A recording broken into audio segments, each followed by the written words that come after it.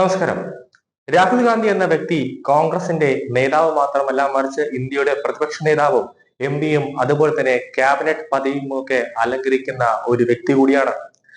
Parliamentary ഭരണഘടനയുടെ 75-ാം വാർഷികത്തിൽ, അതായത് പാർലമെന്റിൽ ഭരണഘടനയുടെ 75-ാം വാർഷികത്തിന്റെ ഒരു ആഘോഷ ചടങ്ങ് നടക്കുമ്പോൾ രാഹുൽ ഗാന്ധി പാർലമെന്റിൽ കാണിച്ചു കൂട്ടിയത് ഒരു അശ്ലീല നാടകം തന്നെയാണ്.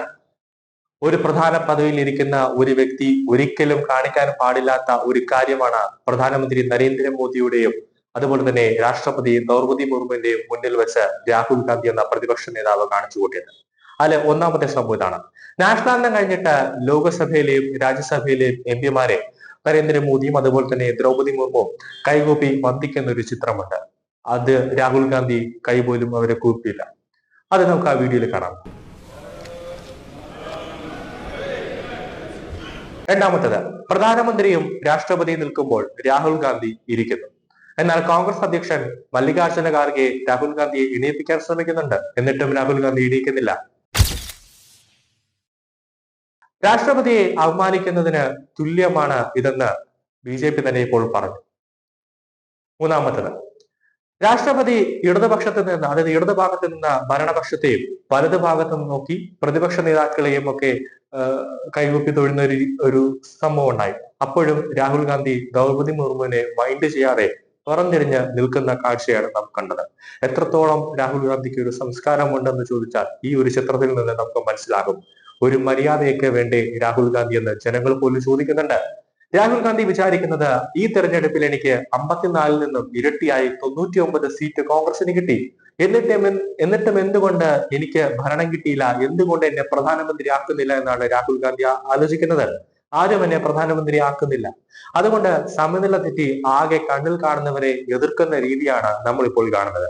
അതായത് ജുഡീഷ്യറിയെ എതിർക്കുന്നു, ഇലക്ഷൻ കമ്മീഷനെ എതിർക്കുന്നു, ജനങ്ങളെ എതിർക്കുന്നു, അങ്ങനെ സർവത്ര എതിർത്തുകൊണ്ടിരിക്കുന്നു. അങ്ങനെയാണ് EVM ഉടായ്പാണെന്ന് പറഞ്ഞുകൊണ്ട് നേരെ സുപ്രീം കോടതിയിലേക്ക് രാഹുൽ ഗാന്ധി രംഗപ്രവേശനം ചെയ്തത്. അവസാനം സുപ്രീം കോടതി രാഹുൽ ഗാന്ധി എടുത്തിട്ട് പഞ്ഞി കിട്ടും. കോൺഗ്രസ് ജയിച്ചാൽ EVM സൂപ്പറാണെന്നും കോൺഗ്രസ് തോറ്റാൽ EVM കൃത്രിമമുണ്ട്, EVM തകരാറാണ് എന്ന് പറഞ്ഞുകൊണ്ട് വരുമെന്ന് അവസാനം സുപ്രീം കോടതി തന്നെ രാഹുൽ ഗാന്ധിയുടെ, അതായത് കോൺഗ്രസിന്റെ മുഖത്ത് നോക്കി ചോദിക്കേണ്ടി വന്നു. അപ്പോൾ ജാർഖണ്ഡിൽ ഇന്ത്യ സഖ്യം ജയിച്ചപ്പോൾ EVM എന്തുകൊണ്ട് രാഹുൽ ഗാന്ധി കുറ്റം പറഞ്ഞില്ല? അപ്പോൾ രാഹുൽ ഗാന്ധിയുടെ ഒരു രീതി എന്ന് വെച്ച് കഴിഞ്ഞാൽ രാഹുൽ ഗാന്ധി പറയുന്നത് അവിടെ മാത്രം EVM നല്ലതായിരുന്നു, മഹാരാഷ്ട്രയിൽ EVM എന്തോ പിശകുണ്ടായിരുന്നു എന്നാണ് രാഹുൽ ഗാന്ധി പറഞ്ഞത്. ഒരർത്ഥത്തിൽ രാഹുൽ ഗാന്ധി എന്നൊരു വ്യക്തി പ്രതിപക്ഷ നേതാവാകാൻ പോലും യോഗ്യതയില്ലാത്തൊരു വ്യക്തിയാണ്. കാരണം രാഹുൽ ഗാന്ധി ഒരു ഇന്ത്യയുടെ ഒരു ആദരണീയായ ഒരു പദവിയിൽ ഇരിക്കുന്ന പ്രധാനമന്ത്രി, രാഷ്ട്രപതി തുടങ്ങിയ ഒരു വ്യക്തികളൊക്കെ വരുമ്പോൾ ഒരു ആരാധ്യ, ഒരു മര്യാദ ഉണ്ട് നമുക്ക്. അവരത്ര ഒരു വലിയ പൊസിഷനിൽ ഇരിക്കുന്ന ഒരു വ്യക്തി ആയതുകൊണ്ട് തന്നെ നമുക്ക് അവരെ കാണുമ്പോൾ ഒരു ബഹുമാനിക്കുക എന്നൊരു ആതിഥ്യ മര്യാദയുണ്ട്. അതെല്ലാം രാഹുൽ ഗാന്ധി പാർലമെന്റിൽ ലംഘിച്ചു. അത് മാത്രമല്ല, ഭരണഘടനയുടെ 75-ാം വാർഷിക ആഘോഷം ആ ചടങ്ങിൽ കോൺഗ്രസ് രാഹുൽ ഗാന്ധി ഒരു പരിപാടി അവിടെ ഒപ്പിച്ചു വെച്ചിട്ടുണ്ടായിരുന്നു. അതായത് കോൺഗ്രസ്സുകാരെ എല്ലാവരെയും കൊണ്ട് ഒരു സമരം നടത്താൻ രാഹുൽ ഗാന്ധി ഒരു നിർദ്ദേശം അവിടെ നൽകി. പ്രധാനമന്ത്രി പ്രസംഗിക്കുന്ന സമയത്ത് കോൺഗ്രസ്സുകാരെല്ലാവരും കൂടെ പ്രധാനമന്ത്രിയുടെ പ്രസംഗം തടസ്സപ്പെടുത്താൻ രാഹുൽ ഗാന്ധി ഒരു തിരക്കഥ തയ്യാറാക്കി. ഇതറിഞ്ഞുകൊണ്ട് തന്നെ മോദി പ്രസംഗിക്കാതെയിരുന്നു. അതിന്റെ ഒരു ദേഷ്യവും കൂടെ രാഹുൽ ഗാന്ധിക്ക് ഉണ്ടായി. അത് മാത്രമല്ല, രാഹുൽ ഗാന്ധിയെ സംബന്ധിച്ചിടത്തോളം ഒരു MP ആണ്, കൂടാതെ ഒരു പ്രതിപക്ഷ നേതാവാണ്, ക്യാബിനറ്റ് പദവിയുള്ള ആ ഒരു വ്യക്തി പാർലമെന്റിൽ വരുമ്പോൾ ഇടേണ്ട ഒരു ഡ്രസ് കോഡ് ഉണ്ട്.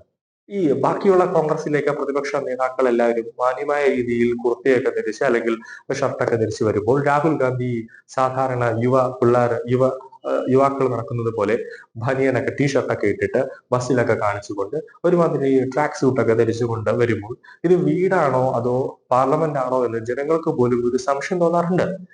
ഒരു കാര്യവുമില്ലാതെ വെറുതെ ഭാരത് ജോഡോ യാത്ര പോലുള്ള തട്ടിക്കൂട്ട് പരിപാടികൾ നടത്തുന്നു. കുറെ ബംഗാളികളെയൊക്കെ പൈസ കൊടുത്തിട്ട് 500-ന്റെ 1000-ന്റെ ഒക്കെ നോട്ട് കൊടുത്ത് അവരെ പിടിച്ച് നിർത്തുന്നു. അതൊക്കെ തന്നെ രാഹുൽ ഗാന്ധി എന്നൊരു കോമാളി അല്ലെങ്കിൽ ഒരു നാടക നടൻ എന്ന് വേണമെങ്കിൽ രാഹുൽ ഗാന്ധിയെ വിശേഷിപ്പിക്കാം.